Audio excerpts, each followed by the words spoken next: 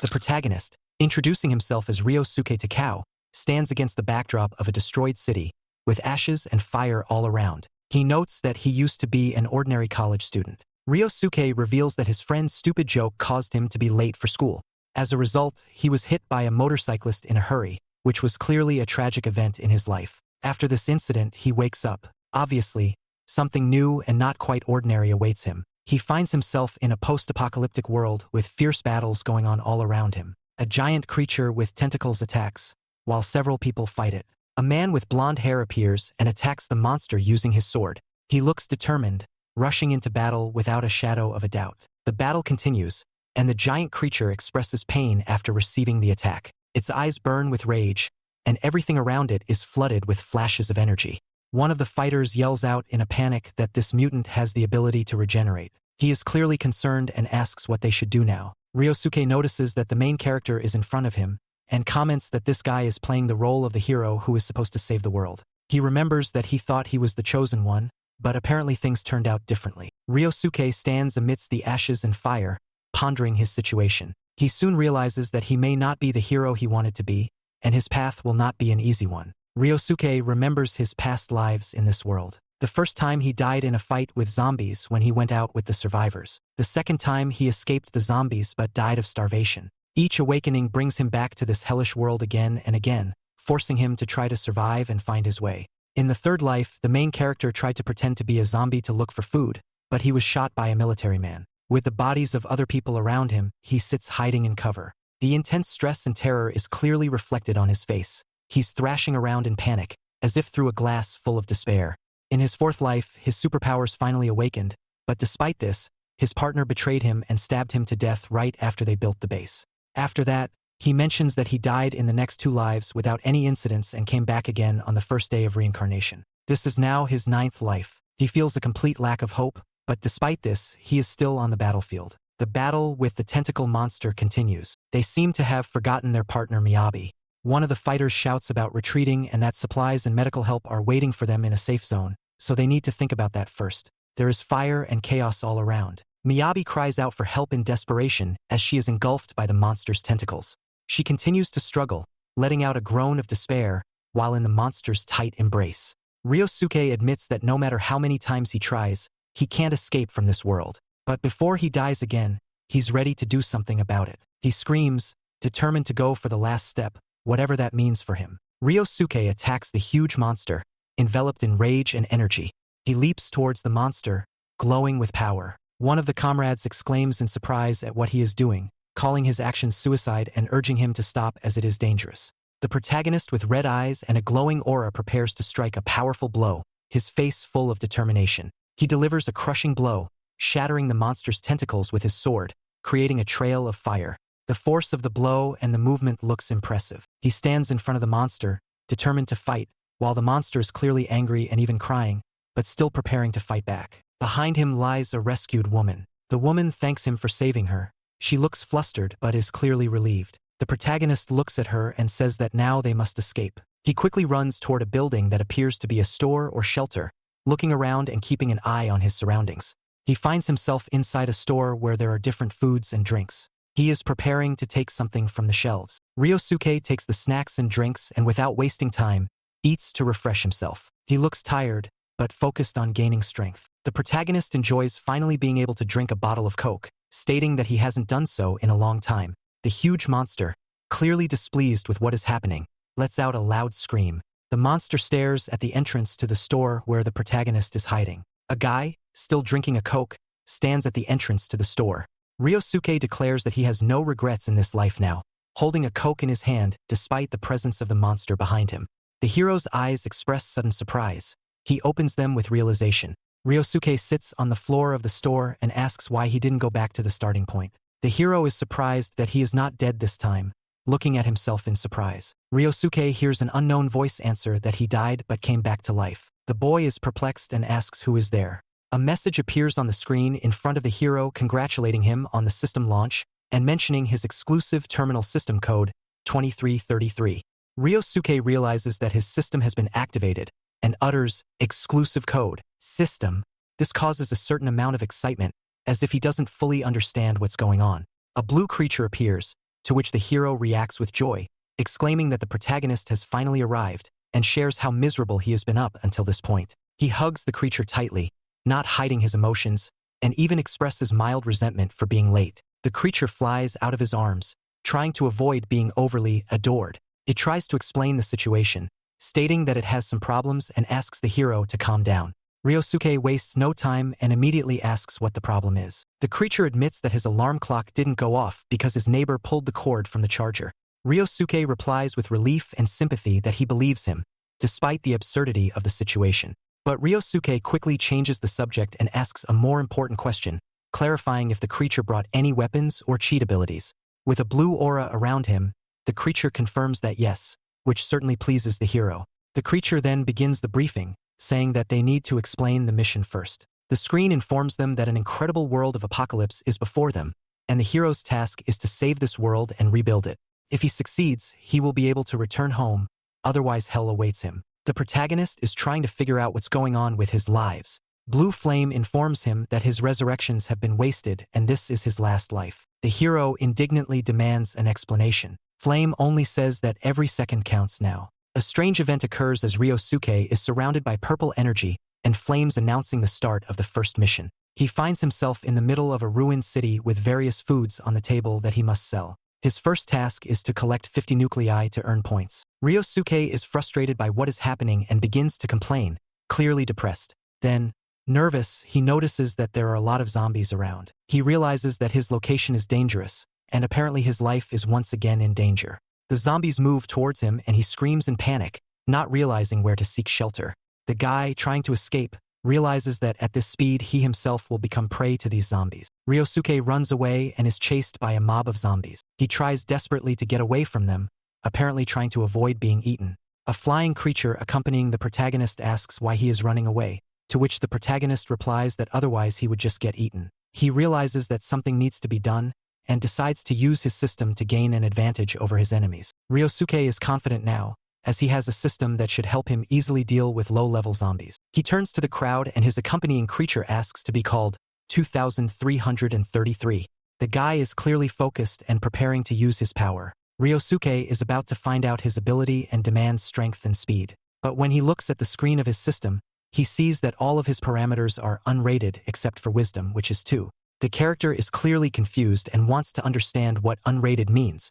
His attendant creature explains that his current stats are so low that the system can't even evaluate them. To improve his stats, he will have to earn points and exchange them while in the very beginning stages of development. Ryosuke notes, with obvious concern, that he currently has only intelligence, which clearly limits his fighting ability. At this point, he decides to spring into action and attacks the zombies with a battle cry, despite his fears. The guy accuses his magical assistant of lying, claiming that he promised something useful for him. The creature, in turn, confidently replies that he didn't hide anything and is really going to help. Ryosuke looks at his wares and resents that his place of commerce is too inconvenient and doesn't provide the right conditions. He's not even sure if he wants to continue this trade.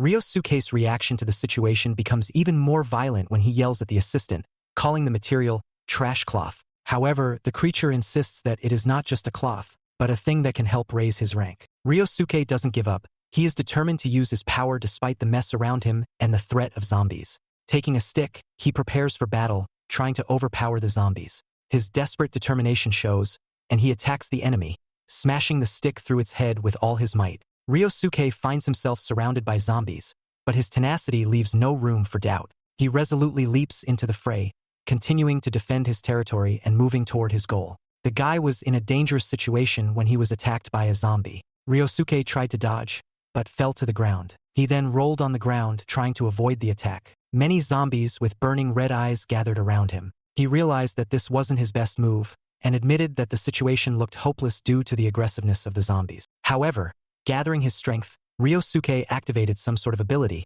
creating a protective barrier of blue energy around him.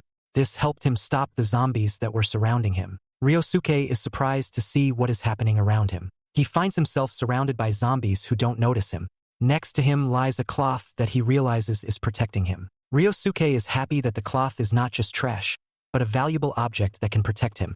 Hugging the cloth enthusiastically, he wonders if it can protect him from other monsters as well. A glowing spirit appears and explains that as long as Ryosuke is within the cloth's range, the damage is 0. However, the spirit warns that it's too early to rejoice. The item can only be used 3 times a day, and if he doesn't complete the mission in a certain amount of time, the effect will wear off. Ryosuke realizes that even in this situation, he can be invincible. He decides to use the cloth to protect himself from the zombies, but he doesn't forget the spirit's warning. At this time, the sun is visible on the horizon, and the notification tells him that there are 30 minutes until sunset. Ryosuke finds himself surrounded by zombies that become more active at night, and he needs to hurry. He complains that because of the zombies, there are no people left and no one to sell his wares to.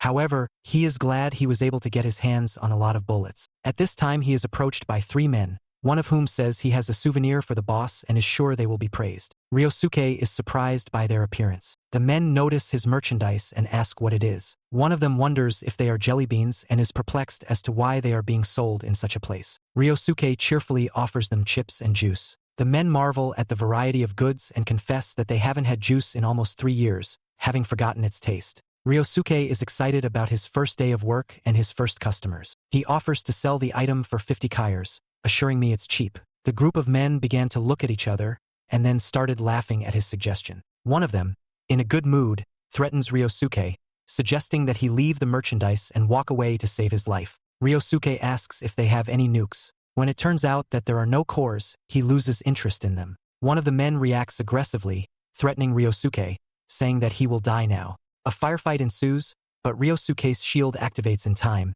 but the bandits continue shooting as well. Soon one of the guys was concussed, which of course surprised the bandits, because their comrade was lying unconscious. The bandit is surprised to notice that the bullet ricocheted, and wonders if the enemy has an unusual ability. His comrade is also amazed and can't believe the strange power. Ryosuke, overjoyed, thanks his do-rag for protecting him from bullets, but the bandits think he's an idiot. They ask him what he did. Ryosuke calls them chumps and declares that he is the only one chosen by the god. He offers to sign a treaty with him for 50 nukes, assuring them that such opportunities are rare. The bandits, enraged by his words, decide he's just being devious and plan to destroy him. The guy rebukes his opponents for their inability to listen and suggests they come over if they want to feel the pain. One of the bandits attacks him using firepower, but encounters a protective barrier. The blow throws him back, and he screams out in pain from his arm. The bandits, seeing what is happening, are confused. One of them orders the other to kill the guy immediately. The guy activates his powers, surrounding himself with an electric aura, and prepares for his next move, while one of the bandits nervously backs away. One of the bandits screams in panic that he doesn't want to die, calling the enemy a monster.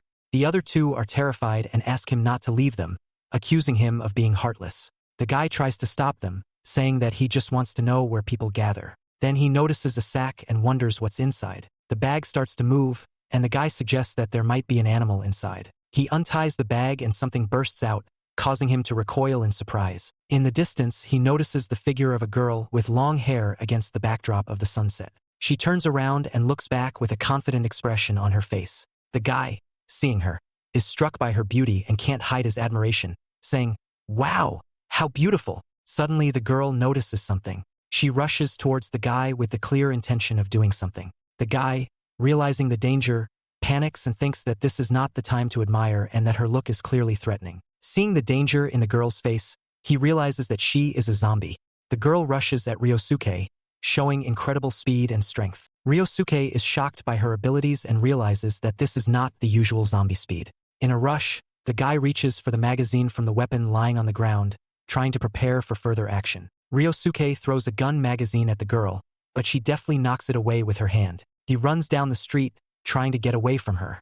The girl chases him with incredible speed. The guy grabs the bag of supplies, realizing he's used it 3 times already, and if she catches him, he's gone. The girl jumps high into the air and the guy watches her movements in horror. She lands with force, causing him to collapse from shock. The guy, sitting on the ground, sees the girl surrounded by a blue glow. He screams in panic to keep her away, but she keeps walking towards him despite the supplies scattered around. The girl lunges at the guy with rage, but he manages to grab the bag of food. In a panic, he yells at her to get away.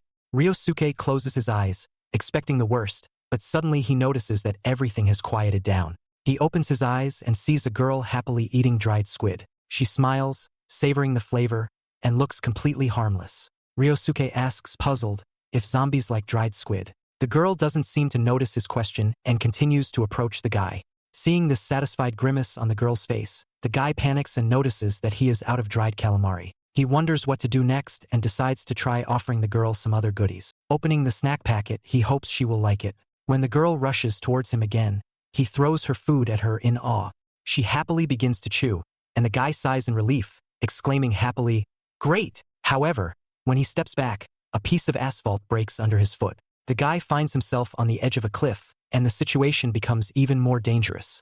Ryosuke throws a bag of chips into the abyss to distract the zombie girl. She rushes after him, hoping to catch him. He jokingly tells her to eat the candy instead, watching her fall. Stepping away from the cliff, the guy notices a knife on the ground. Picking it up, he admires the knife he found. Ryosuke notices a mark on it and remembers that it is the symbol of a violent group of Kyuraden robbers. He realizes that their leader, Evola, and his subordinates possess powerful weapons that even the military cannot control. Ryosuke wonders if the 3 men he encountered were part of this group. A guy finds a sturdy bag among the ruined buildings and decides to take it with him. Inside, he discovers something glowing and wonders what it is. Turns out that the bag contains 50 nukes, which makes him very happy. Ryosuke didn't expect the mission to be so easy. However, a spirit appears nearby to remind him that what he took doesn't count as an achievement. Ryosuke excuses himself, saying that the zombie ate the candy and it should count as profit. The spirit agrees but reminds him that it was a zombie after all.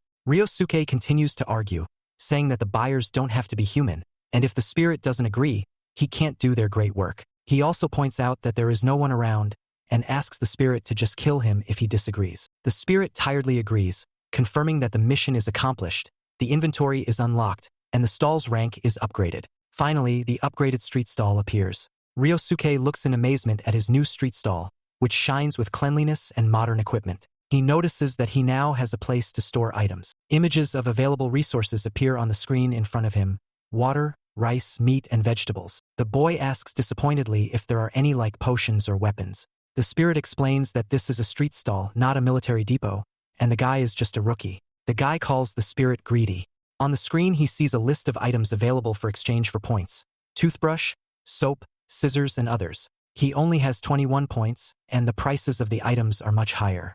The spirit explains that all of his items and characteristics are low rank, so this is the only thing that can be traded. The guy is frustrated, but still realizes that he can completely repel an attack 3 times a day. Still, he can't run away from enemies all the time and he needs to get stronger to protect himself. Ryosuke decides to put all his resources into health. Streams of energy begin to glow around him and his health increases. He asks the spirit if anything has really changed, since he can't feel anything. The spirit moves on to the next mission: to assemble 100 nukes and hire staff in 24 hours. Ryosuke is shocked by this task and finds it difficult, considering the size of his stall. Suddenly, a flyer falls on his face. Ryosuke picks it up and sees a picture of a girl in a uniform with the words, "Welcome," written on it. It reminds him of a cafe from his past world, where a girl handed out flyers near his college. He remembers how often he received flyers from her and wonders how she is doing now. A guy dreams of working with a cute girl, imagining her as a maid. He is determined and blurts out that he is now motivated, pushing a food cart down a deserted street. All around him are ruined buildings and the sky is covered in night clouds. There is a huge crack in the ground, from which you can see red-hot lava. Suddenly, someone rushes up and lands on the edge of the cliff. It's a girl with long white hair who recently survived a fall into the cliff. She looks around, her gaze serious and pensive. She starts running through the ruined city, her steps quick and sure. Meanwhile, the guy with the cart reaches the abandoned building and laughs as he stands in front of the closed door. Ryosuke peeks out the door and greets everyone with the words, "Heyoshiki." He sees a group of zombies with bright red eyes and backs away in horror. Apologizing for the disturbance, he closes the door. Panicking, he runs away, remembering that he saw these zombies the day before. The zombies chase after him, but are suddenly thrown back by a powerful wave of blue energy. Ryosuke yells that this can only be used 3 times a day, and asks the zombies to get behind him. He continues to run away through the ruined city, and behind him the zombies fall down, struck by the power. In the midst of a fierce battle, a zombie with bright red eyes throws itself to the ground, emitting a terrifying scream. He crawls across the ground, leaving a trail of blood behind him. Suddenly, its head is under the guy's foot. Ryosuke exclaims that attacking from behind is cowardly, and throws the zombie away with force. The forceful blow sends the zombie flying, and it crashes into the wall. Meanwhile, other zombies begin to approach, but one of them is crushed by a falling object. Ryosuke, realizing that he had dealt with his enemies with just one blow, is surprised at his strength. He happily declares that he has indeed become strong. Ryosuke receives his reward for defeating the zombies, a cape made of a high-tech material. He wonders why such a cloak is needed, but his attendant explains that it is waterproof and keeps him warm, and allows him to swim in the polluted ocean. The boy is amazed at its capabilities. However, his joy is short-lived. Zombies begin to gather around him. He notices that, distracted, he finds himself surrounded. Realizing that the zombies have been attracted by the recent commotion, he begins to panic, realizing that there is no escape route. At that moment, a girl appears from the building and calls him inside. She shouts for him to hurry. The guy rushes towards her, trying to escape the impending threat. The zombies with bright red eyes continue to advance, creating an atmosphere of growing danger.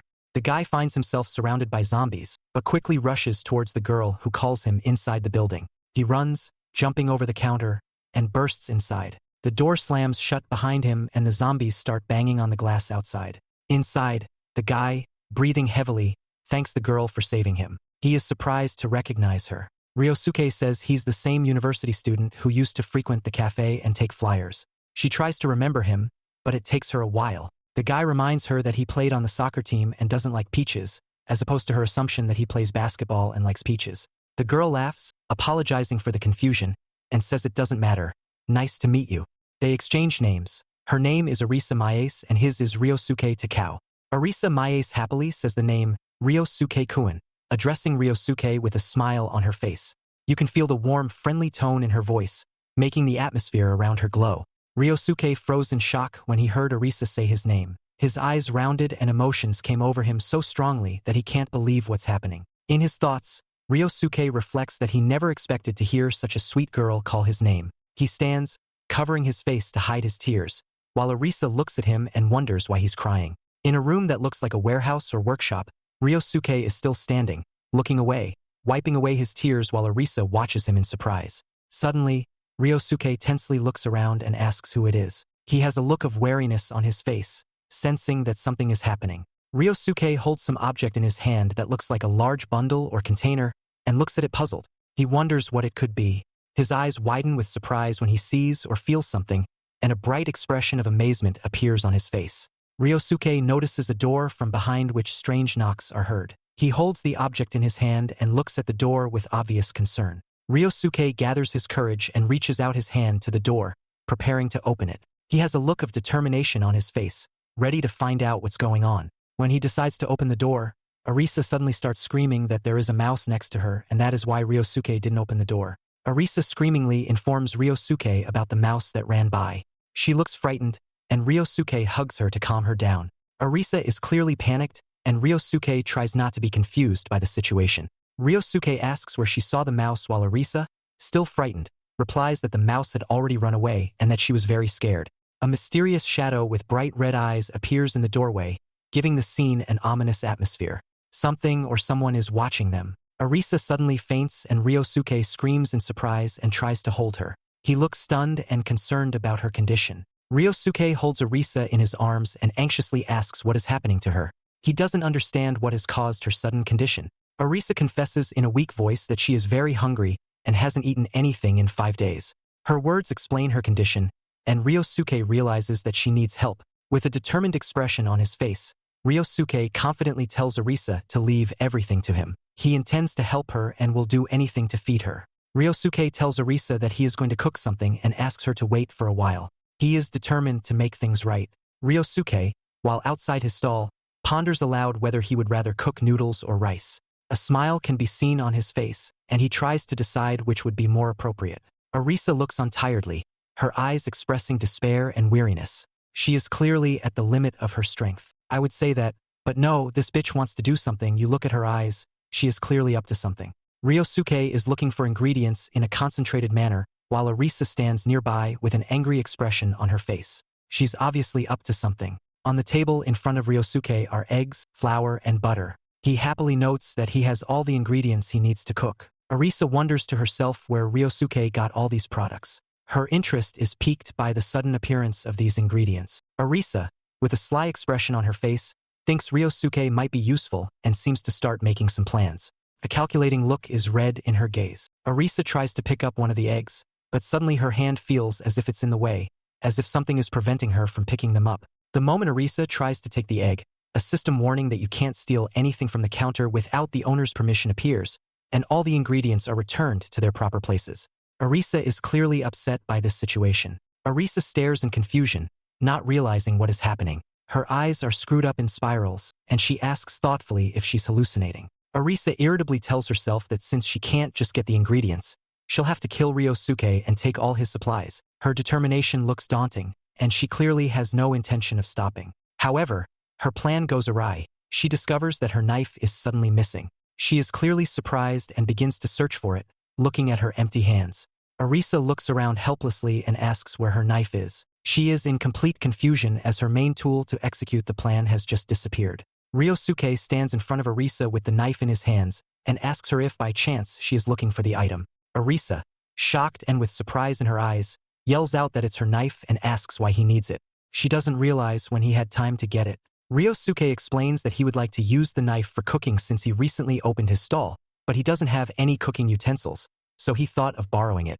Arisa somewhat hesitantly agrees, but in her head she keeps thinking how Ryosuke knew she had that knife and thinks it was some kind of warning. A confused Arisa adds that she only carried that knife for self-defense in such a dangerous world, trying to justify herself. Ryosuke calmly replies that he understands. Arisa then asks if Ryosuke can return the knife when he is done using it, to which he replies yes. However, he warns her that the knife is very sharp and asks her to be careful. Arisa picks up the knife with a sly expression on her face, ironically repeating sharp, and clearly planning something of her own. Arisa, in a burst of determination, demonstrates her dexterity with the knife, commenting that it rests perfectly in her hand. She laughs at Ryosuke, assuring him that it was easy to fool him, and performs an attack surrounded by a vortex of energy. Ryosuke, however, successfully deflects her lunge, causing Arisa to gasp in amazement and pain. Ryosuke remains calm and remarks that this is why he warned her to be careful. Arisa, amazed, asks if he has any powers, as she didn't expect him to fight back like that. Immediately afterward, she accuses him of deceit without hiding her irritation. Arisa jumps with incredible speed, using her powers to continue her attack. Ryosuke doesn't stay aside. He takes out a pepper spray and points it at Arisa. The latter reacts instantly with a shout, "My eyes!" holding her face and clearly suffering from the burning. Arisa, still groping her eyes, exclaims her pain. Ryosuke holds up a jar of wasabi powder and mockingly asks if she likes spicy food. He adds that it wouldn't hurt to add some spice, while Arisa yells for him to stop. Ryosuke threatens the unknown men as they stand at the door, warning that if they don't come out nicely, their friend will be fried. In response, the door rumbles open and two children armed with clubs rush out, demanding that ours be released. Ryosuke, clearly dumbfounded, exclaims in amazement, "Children!" The kids, full of enthusiasm, shout that they will save the boss and beg not to hurt him. Ryosuke, grabbing both kids by the scruff of the neck, comments that attacking two against one is cowardice. To this, Arisa, who is on the floor, cries out not to touch these children and would rather only torture her. Ryosuke throws the children towards Arisa, ordering her to hold them. Arisa screams as both children swoop down on her and they all fall together. Meanwhile, Ryosuke looks around the place and notices the food on the floor and asks if they have noodles and cups and canned food. Looking at the situation, he concludes that the situation is quite dire. Arisa, sitting with the children, wonders how Ryosuke knew about her, since she has never seen him before. Ryosuke replies that people have been too naive so far. He continues, mentioning that they haven't eaten or drank in 5 days, and there's not much left in the jar they opened. He also notes that there are bloodstains visible on the floor, though Arisa looks unharmed. He concludes that one of them was injured or died. Ryosuke also adds that he himself could have been one of those victims if he wasn't careful. The children, bound and visibly disturbed, blame others for their attempts to deceive the boss that led to the current situation. They claim that their interlocutor is just as bad a person as those they accuse. Upon hearing this, Ryosuke is surprised that he is considered a bad guy. At this time, Arisa says with a determined expression on her face that everyone in this world is thinking about survival, and that applies to everyone. The guy standing next to her agrees, showing that he shares her opinion. He then admits that he is just like everyone else. Arisa, bundled up with the two children, asks in a panic what their interlocutor is going to do. Ryosuke, holding a knife, says with a smile that he hasn't eaten fresh meat in a long time and tonight he will have a feast. The children scream in horror, calling him a cannibal and begging him not to eat them. The guy warns that this will be a lesson and not to call him bad. Arisa, trying to protect her companions, offers to eat her instead. A hooded boy and a girl with a headband, bound and frightened. The girl screams, "Don't, boss!" The boy, showing courage, offers, "Baby meat is better than grown-up meat. Eat it better than me." Ryosuke, who is observing this scene, ponders, "After such a touching scene, I really do seem like some kind of bad guy." The girl starts coughing and the hooded boy is worried. "Rina, are you okay?" Arisa, in her maid's uniform, exclaims, "Rina is hurt. Because you tied her up, she can't breathe." Ryosuke, who is watching, asks in disbelief, "Are you going to attack me again after I trusted you?" Rina continues to cough, and the guy remarks, "Hey, you really are a good actress." Arisa screams in panic, "This isn't a game. If this keeps up, she's really going to die." The guy addresses the invisible system, asking, "Hey, system, how's it going?" A glowing blue light appears next to them and performs a status check. He informs them that the girl is bleeding internally and won't last 3 days in that condition. Ryosuke is surprised and alarmed to realize the seriousness of the situation. At that moment, the girl suddenly starts coughing up blood, causing shock to those around her. Ryosuke, who is holding the knife, looks stunned. The situation escalates when the girl loses consciousness and her companions, in a panic, call her by name. They try to support her, but the girl falls to the floor exhausted. Her body shows traces of blood and wounds, causing horror to all present. Ryosuke, outraged by what he has seen, asks who could have shot the child. Arisa, angry and worried, exclaims the name, "Kyaraden." The story begins with a girl's memories of Rina's mother, who was a regular customer of their cafe. One day while they were in the store, there was an explosion that caused the apocalypse. The girl, being a fan of zombie TV series, quickly noticed the changes that started after the explosion. She immediately closed the door of the cafe to protect customers from the threat. People stayed inside as the zombie virus began to spread. Initially, everyone in the cafe worked together, hoping to be rescued. However, as time went on, food supplies began to run low and people became more aggressive. Soon conflicts began over limited resources. A man in a cafe snatched food from a woman who desperately tried to get it back, explaining that her sick daughter needed nourishment. The man, however, said that children do not need as much food as adults and that one serving would be enough. He even added that those who are about to die don't need food at all. The situation became heated when a boy named Rikudo attacked the man, biting him on the arm. The man in a rage promised to kill the boy for this. However, Arisa, who worked at the cafe, intervened and the man fell to the floor. There is a tense scene going on in the room. Arisa is holding the boy in her arms, saying she won't let someone steal someone else's food. Her voice is determined and she is clearly trying to maintain order in the place. Meanwhile, a man in sportswear, holding a piece of bread, shouts indignantly that it is not even food and that he cannot get enough of that much bread. He is clearly dissatisfied with the current situation and demands more. The maid, sighing tiredly, tells the man that there is nothing he can do about it and suggests he go out and find some food. However, she adds that she doubts his ability to do so, since he is afraid of zombies and mocks the weak. Her words sound like a challenge to his courage. A man sitting on the floor asks irritably, "What?" He is obviously hurt by the maid's words and doesn't know how to respond. At this time, a woman in the hall asks for more food, as she clearly does not have enough. Another man agrees and promises to pay her as soon as everything is settled. This shows that people in this place lack resources. Arisa explains that there are not many supermarkets and that the only food to be found is in cafes. Her words emphasize the seriousness of the food situation. Suddenly, one of the women points to a locked room and asks what is in there. Arisa calmly replies that it is a locker room and there is no food in there. However, the woman doesn't believe her, accuses her of lying, and demands that she open the door to show her what's inside. The maid, a little discouraged, asks, "Why?" This scene emphasizes the tension and mistrust among people in the face of limited resources and the danger that surrounds them. A conflict breaks out in the cafe. Several people accuse the maid of hiding something behind the door. They point to her stubbornness, believing it to be evidence of something valuable. One of the men indignantly states that she eats as much as she wants and they only get a small portion, which he considers unfair. The children's mother tries to calm the crowd, reminding them that without Arisa's help they would have died long ago. However, her words do not resonate. The man in the blue suit says that if it weren't for her, he would have returned home long ago. Another woman agrees, regretting that she didn't evacuate sooner. Arisa, with sarcasm in her voice, suggests they run right now if they think that's the best solution. The man, not hiding his irritation, asks her not to be bullied. The situation escalates and several people grab the maid, intending to open the door. The man in the blue suit threatens that he will not forgive her if there is food behind the door. He bursts in and discovers that there are only clothes, which leaves him bewildered. He wonders why there are so many clothes in the cafe. One of the women sharply states that the maid, who apparently works as a night stalker, suggests that she was trying to seduce men with the clothes. An explosion shakes the building, and Arisa is startled. A massive armored vehicle emerges from the puffs of smoke. A man with an eye patch steps out of it and announces loudly, "There are people here."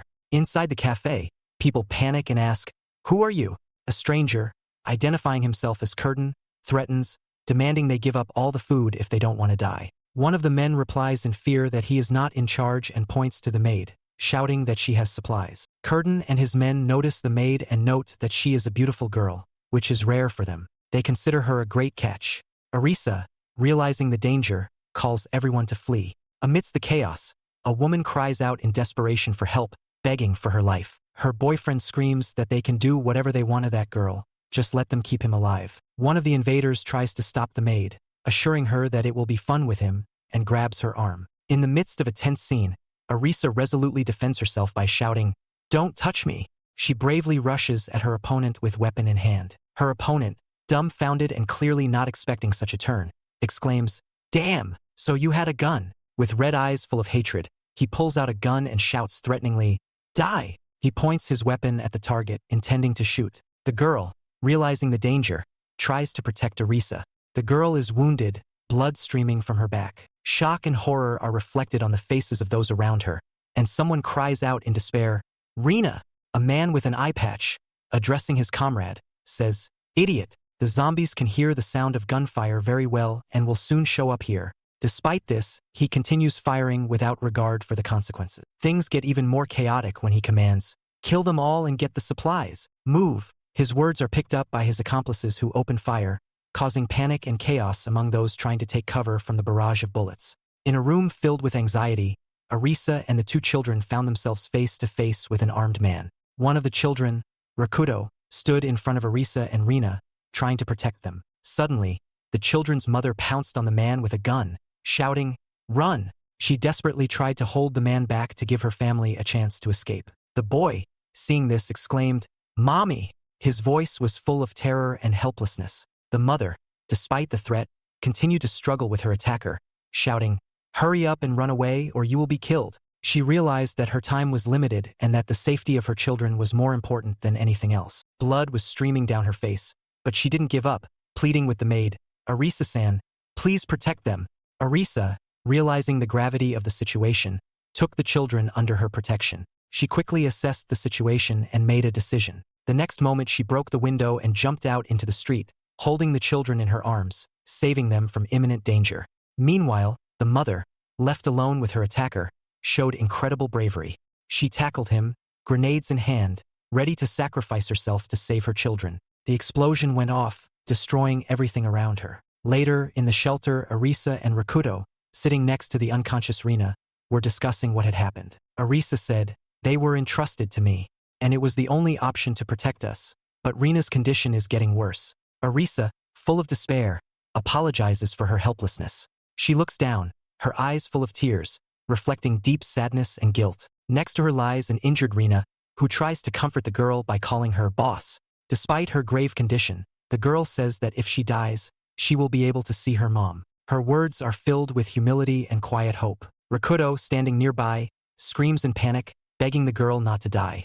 He doesn't know what to do if she does leave. His fear and helplessness are obvious. Meanwhile, elsewhere, Ryosuke is looking at a blue glowing light with a pensive expression on his face. The glow expresses regret for the difficult life they lead. The guy reflects on how hard it is to live in this world with two children, and thinks that they have already accomplished a lot. He asks the system if there are items in the inventory that can help cure the girl. Flame replies that such items exist, but they are not available at the current level. Ryosuke realizes that the system may cry, but in reality he realizes that the system is an unfeeling bastard. The system assumes that Ryosuke is trying to win his favor.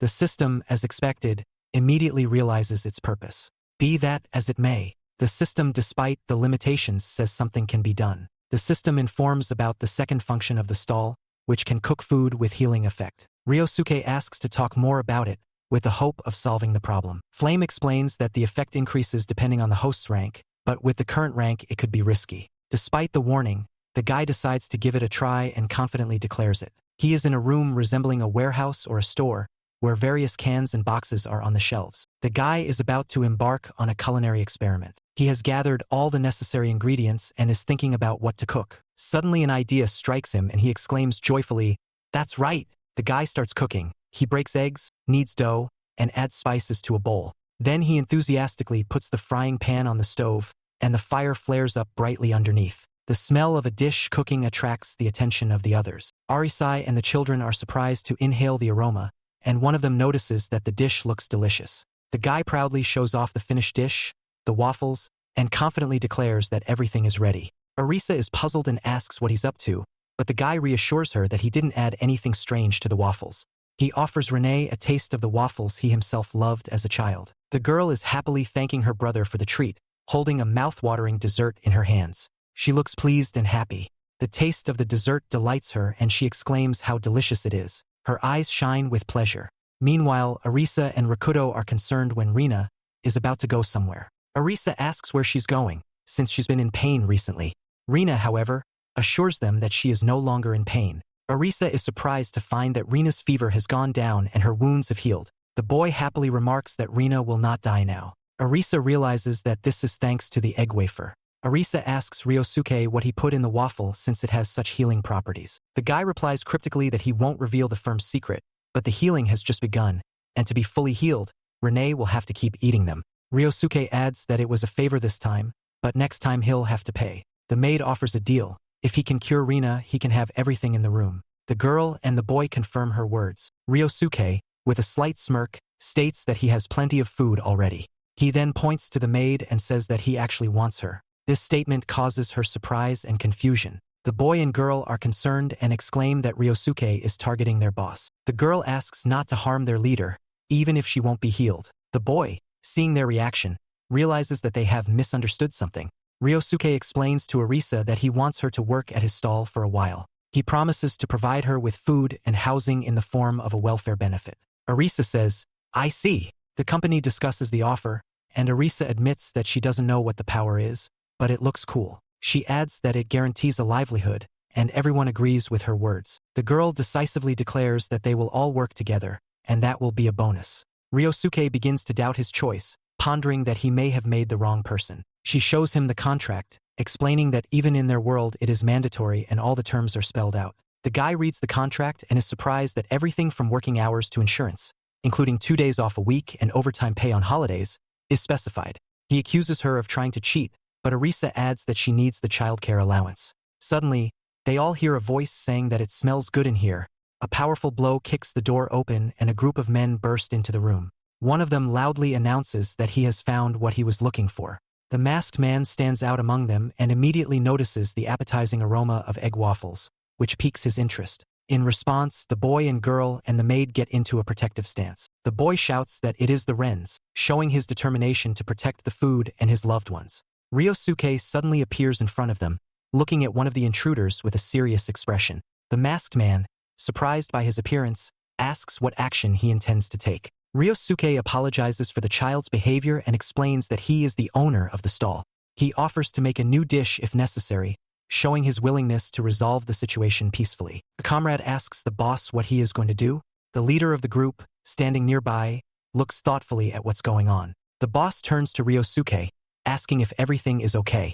Ryosuke reflects on the fact that the man in front of him is probably a common bandit, and assumes that he has a lot of money. He decides that he needs to make a quick buck. Approaching the bandit, he shows him the menu with a smile. The bandit, seeing the prices, is outraged that 10 kernels for a waffle is robbery. The guy explains that it's hard to gather ingredients these days, and he even gave a discount. The bandit agrees, promising to give him the resources he needs. He warns him that if anything goes wrong, he will kill him. Ryosuke remains calm and replies that everything depends on the customer's taste. Ryosuke suspects that bandit wants to avoid payment. At that moment, a girl appears, apologizing for her salesman and asking him to forgive her. She hugs the bandit, causing him embarrassment and soothing his anger. The girl admires his muscles and asks if he is really so strong. The bandit, embarrassed by her attention, confirms that he is indeed strong. A lively scene takes place in the room. One of the group comments that their boss has shown his weakness again, noticing that his intelligence decreases at the sight of beautiful girls, making him a terrible conversationalist. At this time, Arisa, with a smile, warns them that the preparation will take some time, and asks them to prepare 10 pieces. The bandit, slightly embarrassed, agrees. Ryosuke, observing the situation, ponders that hiring this girl was the right decision. He stands behind the counter preparing to cook. Soon, he enthusiastically starts making waffles, and the flames from under the pan light up his face. Meanwhile, the group waiting for their food relaxes and socializes. The waffles are being prepared and soon they are served, exuding an appetizing aroma. The girl and her companion enjoy the freshly made waffles, tasting them with pleasure. Ryosuke and Arisa eagerly watch the bandit's reaction. The bandit, after tasting the waffle, exclaims that it is delicious, and his face lights up with a satisfied smile.